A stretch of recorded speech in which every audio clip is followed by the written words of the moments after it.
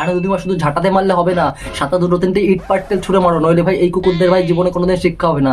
ভাই তোমরা অনেকে নাও জানতে পারো যে এই মালটা আসলে কি। এটা হলো শ্রেয়া রয় ভাই, এমন একটা কুকুর প্রাণী না ভাই, বারে বারে ভাই এই দিদিমার কাছে ভাই বারে বারে ভাই বিরক্ত করতে যাবে ভাই, বারে বারে শুধুমাত্র ভিউজের চক্করে, বুঝতে পারলে? কথা সত্য।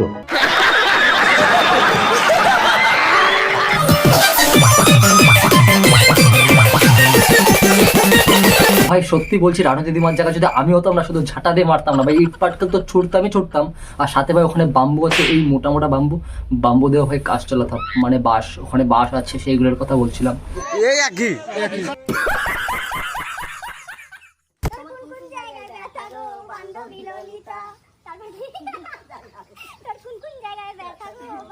শ্রেয়া দিদি, তোমাকে আগের ভিডিওতে আমি বলেছিলাম যে তুমি একটু ভালো ড্রেস আপ করে তারপরে এসে জিজ্ঞাসা করো যে তোমার কোন কোন জায়গা ব্যথা, আর এটা তুমি রানু দিদিকে কেন জিজ্ঞাসা করছো? রানু দিদিমাকে জিজ্ঞাসা করে কোনো ফায়দা হবে? হবে না। আমাকে এসে জিজ্ঞাসা করো যে তোমার কোন কোন জায়গায় ব্যথা, আমি দেখিয়ে দিতাম আমার এখানে ব্যথা, ওখানে ব্যথা। ঠিক আছে ঠিক আছে।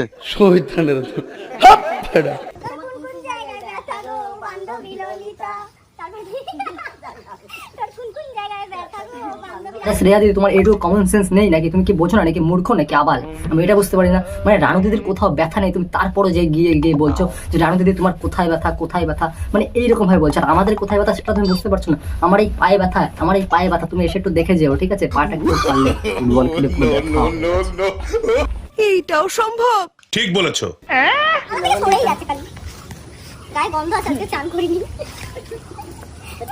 আরে শ্রেয়া দিদি, তোমরা কি মূর্খ নাকি আবার? আমি বুঝতে পারছি না। আমি এখান থেকে গন্ধ পাচ্ছি, রানু দিদি ঠিকই বলছে, তোমাদের গায়ে প্রচুর গন্ধ, প্রচুর, মানে এতটা গন্ধ বাবা। আমি এখান থেকে ভাই ভিডিও বানাচ্ছি, এখান থেকে ভাই পুরো গন্ধ গন্ধ হয়ে যাচ্ছে, মানে এত তোমাদের গায়ে গন্ধ, ডিসগাস্টিং। থাক।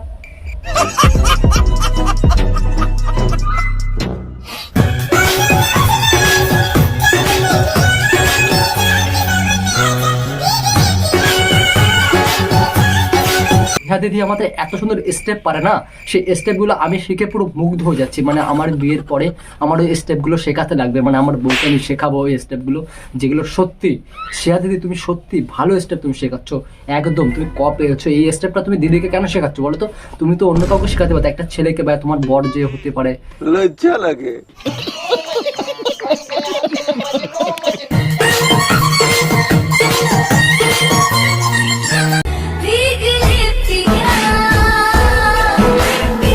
আরে শ্রেয়া দিদি, আমার তো মনে হচ্ছে তুমি ড্যান্সের থেকে মনে হচ্ছে বেশিরভাগ স্টেপগুলো বেশি ভালো শেখাও না? আমার মনে হচ্ছে ভাই বিয়ের পরে মানে তোমার বরকে তুমি ভালো স্টেপ শেখাবে। হ্যাঁ, আমিও বুঝতে পারছি। মানে আমি বলছি তুমি বরকে মানে বিয়ের পরে ভালোভাবে তুমি ড্যান্স শেখাতে পারবে, মানে স্টেপগুলো তুমি বেশ ভালোই দাও, আমি দেখি যা স্টেপগুলো। আমার তো ভাই খুবই প্রিয় লাগে, আমিও শিখে রাখছি। আমার বিয়ের পরে আমি আমার বউকে শেখাবো স্টেপগুলো। ও থাক থাক থাক থাক করে শেখাবো, ও কি মজা আসবে। আমি বিশ্বাস করি না।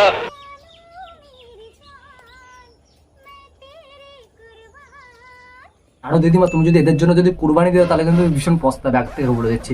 কারণ এই মাল দুটোর গায়ে যা গন্ধ ভাই, একদম ডিসগাস্টিং। আমি এখান থেকে গন্ধ পাচ্ছি, তার মানে এদের গায়ে কতটা গন্ধ শুধুমাত্র ভিউজের চক্করে তোমার কাছে ছুটে যায় বারে বারে।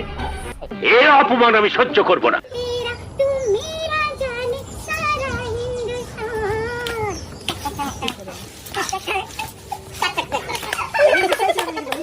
আরে শ্রেয়া দিদি, আমরা দাঁত কেলে লাভ না। তোমাকে আগেও বলেছিলাম অনেকবার ভিডিওতে যে তুমি একটা সুন্দর ড্রেস পরো, এইসব আলবাল ছাল ড্রেস পরো না, পরো না। তোমাকে একদম থার্ড ক্লাসের মতো লাগে, মানে পাছাটা একদম সুচলো আর সামনে একদম মানে পুরো হাঁসের মতো লাগে, পুরো হাঁসের মতো। এর জন্য বলি যে তুমি একটা ভালো ড্রেস আপ পরো। তুমি এত সুন্দর একটা মিষ্টি মেয়ে, তুমি একটা ভালো ড্রেস আপ পরবে, দেখতে তোমার খুব সুন্দর লাগবে। তা না তুমি বালচাল আলবালচাল সেইসব ড্রেস পরে বেড়াবে। মানে আমার যদি তুমি দিদি হতো না, তোমাকে এক চড়িয়ে চড়িয়ে থাবড়ে দিতাম।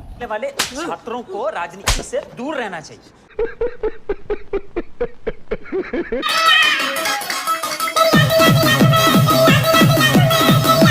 আরে দিদি, মানে তুমি বড় রিয়া দিয়ে রাস্তায় খাপা খাপ করা শুরু করে দিচ্ছি এই আওয়াজটার সাথে, এটা আমি মানতে পারছি না দিদি। আমার খুব কষ্ট হচ্ছে, তুমি আমার দিদি হয়ে তুমি এরকম ভাবে রাস্তায় তুমি খাপা খাপ করতে পারলে, ডিসগাস্টিং।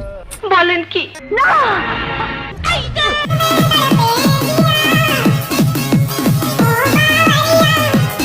মানে ভাই এতদিন জানতাম রাস্তাঘাটে পোঙা ফোঙা দূর না ভাই, আমি ভুলছিলাম। আরো একটা আবালকে ও ভাই রাস্তাঘাটে পোঙা দুলাতে ভালো করে পারে না, হালকা পাতলা দুলানোর কি শিখছে, চলবে চলবে नहीं गाने गाने गाने देखा पाओ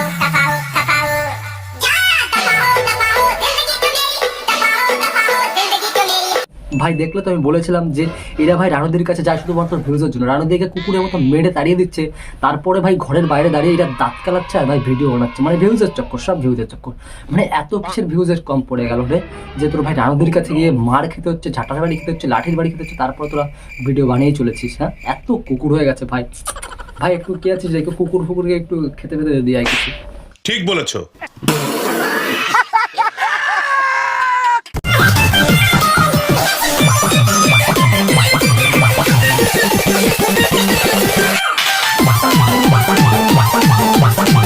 রেহা দিদি, তুমি তো তাও ভালো একটা স্টেপ ফেস্টেপ দিচ্ছ, ইংলিশ পোস্ট দেখাচ্ছ, বেশ ভালোই লাগছে আমাদের, আমরা শিখে নিচ্ছি। কিন্তু এই আবালটাই কোথা থেকে জোটালে বলো তো, যে কিনা ভাই একটা ইংলিশ পোস্ট স্টেপই পারে না ভাই, কোথা থেকে আসে ভাই? এই মালে বিয়ের পরে তো ভাই প্রচুর প্রবলেম হতে চলেছে ভাই, লাস্টে কারণ আমাদেরকে ডাকতে হলো ভাই, বিয়ের পরে প্রচুর প্রবলেম হতে চলেছে, কারণ স্টেপ শেখাতে পারবে না। আরে আমার আবাল দাদা, তোমার জন্য স্টেপগুলো শিখে নাও, কাজে লাগবে। আমাদের থেকে শেখো, দিদির কাছ থেকে না পড়ো, আমাদের কাছ থেকে শেখো। এমন ভাবে স্টেপ দিতে হবে, শিখে রাখো, বিয়ের পরে কাজে লাগবে, নাহলে তোমার প্রচুর পরিমাণে বিপদে পড়তে চলেছে তুমি। হ্যাঁ স্যার, ও যা বলছে সব মিথ্যা কথা। লজ্জা লাগে। হয়ে গেছে আজকের ভিডিওটা এতটুকু। এর মধ্যে কোন পার্টটা সবচেয়ে বেস্ট লাগলো এটা অবভিয়াসলি কমেন্ট সেকশনে জানাতে ভুলবে না। আর চ্যানেল নতুন হলে অবশ্যই সাবস্ক্রাইব করে পাশে থাকো। এটা যদি ফেসবুক পেজ থেকে দেখো তাহলে অবশ্যই তোমার ভাইকে সাপোর্ট করে ফলো করে দিও। চলো দেখা হচ্ছে পরে একটা নেক্সট ভিডিও। তো ততক্ষণ জন্য বাই।